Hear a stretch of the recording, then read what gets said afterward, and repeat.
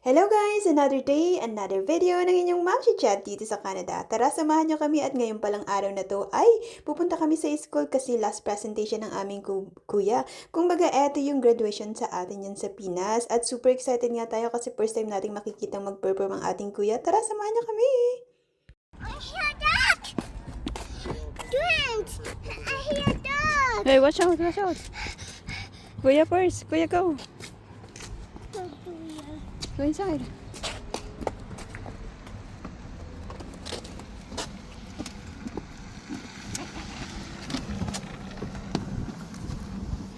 I'm doing one more to Do it by yourself? Okay. At At eto na nga guys, at on the way na kami. Tara, samahan niyo kami sa very exciting moment ng aming kuya. At super excited talaga kami as a parents. Alam niyo yun, na first time niyong mapapanood mag-perform ang anak niyo. Nako, sobrang excited na kinakabahan na parang lalo na kapag ikaw ma'am. Ayan, nakaka-relate ba kayo mga mamshi? O sa lahat ng mga new parents na first time niyong makikitang mag-perform ang anak niyo. Nakaka-relate ba kayo? Ako super talaga akong excited. Kasi nga naman, first time namin makita ang aming kuya and ayan, hindi namin alam kung anong gagawin niya pero nandito kami para manood at super excited na i-share din sa inyo guys. At eto na nga guys, at nandito na kami sa loob ng school at naghihintay kami kasi nagre-ready ng mga kindergarten kasi sila ang mauunang magpe-perform kasi by batch dito sa gym kasi nga sobrang dami so hindi talaga kayang i-occupied. At eto na nga at nagsisimula ng pumasok ang mga cutie na mga bagets natin. Ayan, ayun, nakikita ko na ang kuya, naka-white siya guys. Ayun, so medyo malayo nga ako at nagbi-video ako dito sa likod. Tumayo pa talaga ako para makakuha ko ng maraming video. Pero parang hindi maganda yung aking position kasi parang medyo malayo siya. Pero okay na rin at nakita ko ang ganitong moment nila.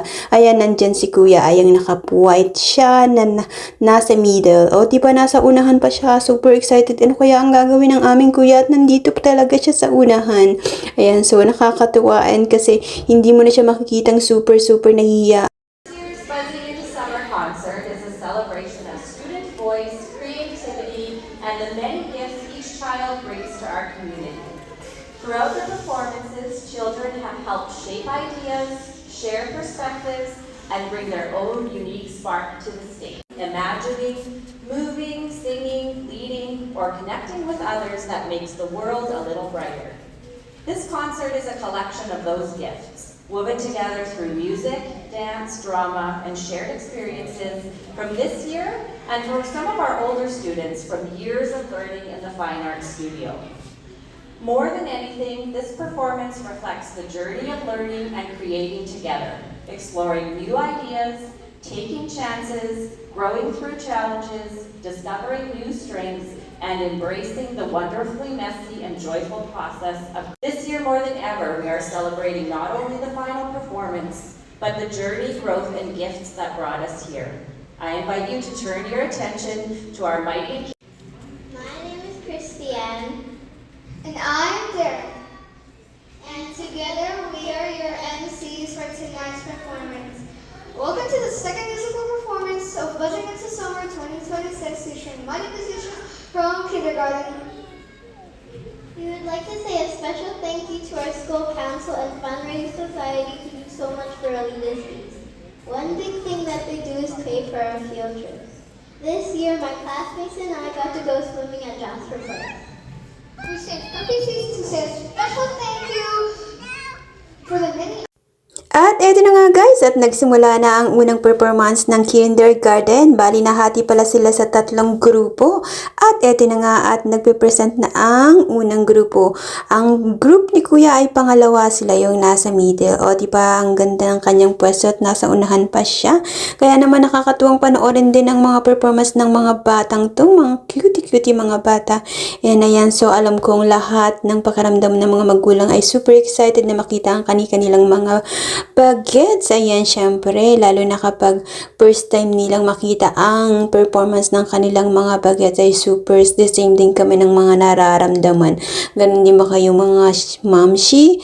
Of course, nakaka-relate din kayo sa mga ganitong events. At kaya naman talagang ang sarap i-treasure ng ganitong moment kasi masarap balikan etong mga ganitong alaala. But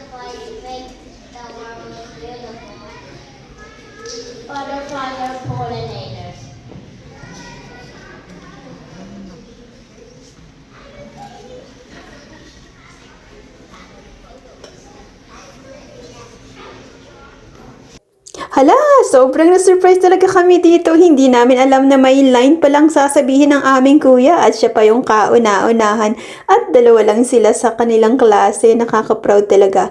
Alam nyo bang habang kinukuhanan ko ng video ito, sobrang proud ako at nangingilid pa yung luha ko kasi hindi ko talaga siya ini-expect na may sasabihin pa siya.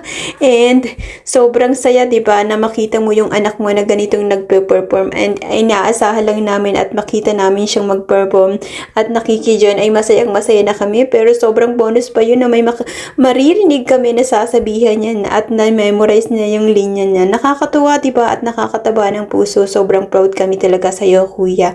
Ayan, alam niyo bang ang kuya namin ay speech delay at talaga namang nag-therapist pa kami para lang yung kanyang salita at kaya naman ngayon super proud kami na talaga ready na siya na mag-grade 1 next year at eto na nga, napakabilis ng panahon.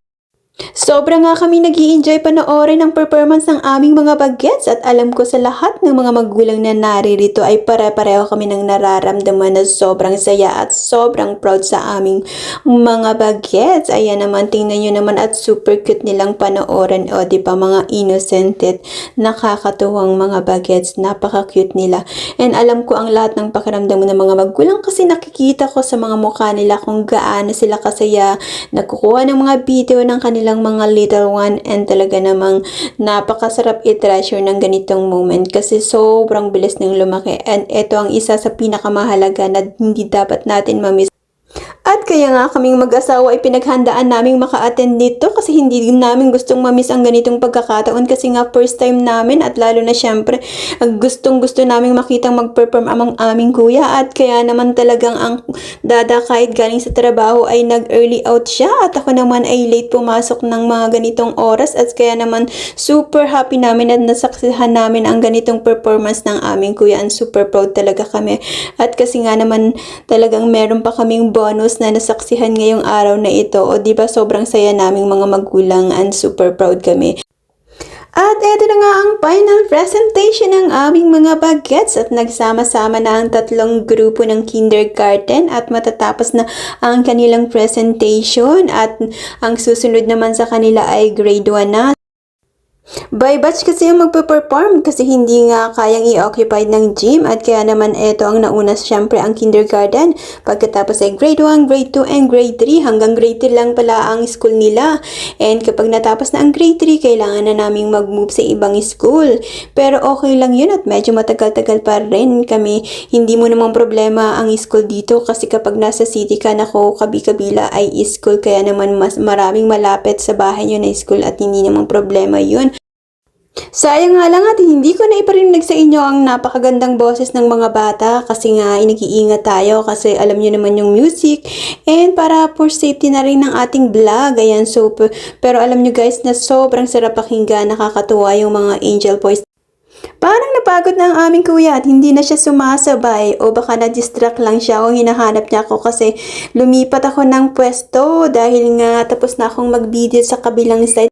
Sobrang happy nga pala kami sa result ng school year niya ngayong taon na to, kaya naman sobrang na-enjoy niya talaga.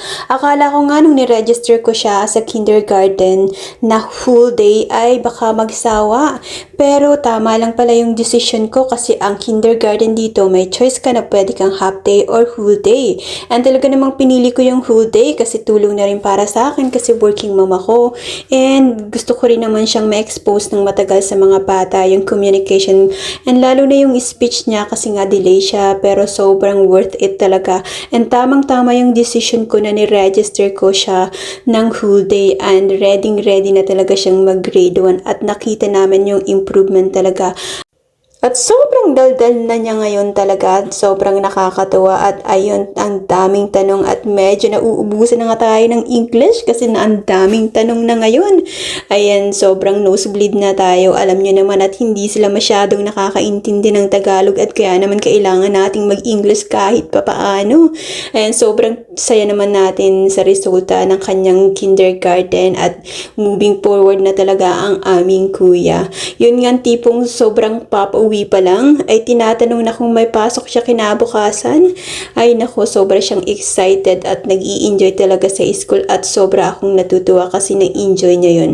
At mali yung dati kong inaakala na baka ako ay magsawa at buti na lang at hindi at naging maganda pa ang resulta. Pati mga kaibigan ko nagulat na rin kasi kapag kinausap mo siya ay ang galing niya rin sumagot. Dati kapag kinakausap mo siya, nakatingin lang talaga siya. Go Gia, Gia's turn. I don't know, maybe no.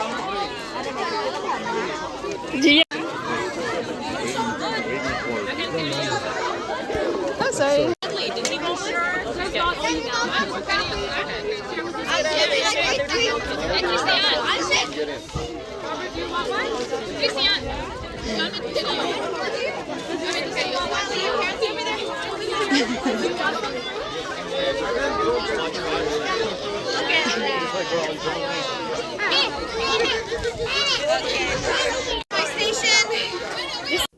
At eto na nga, natapos na ang performance ng mga kindergarten at nandun na ang second batch sa gym. Kaya naman nandito na kami sa labas at merong mga iba't ibang activity na pwede pa rin nilang gawin. Ang una nilang ginawa ay yun, kumuha nga sila ng fruits at eto meron pa rin dito sa likod at syempre nakita nila ang playground. Syempre hindi na sila naglibot sa iba at na-stuck na sila dito pero okay lang yun at nag-i-enjoy naman sila. Nakakatuwa lang din at nakisama ang weather ngayong araw na ito. Medyo maulan nga pala ng mga nakaraan at kaninang umaga ay umulan din, kaya naman sobrang happy kami at nakisama naman yung weather.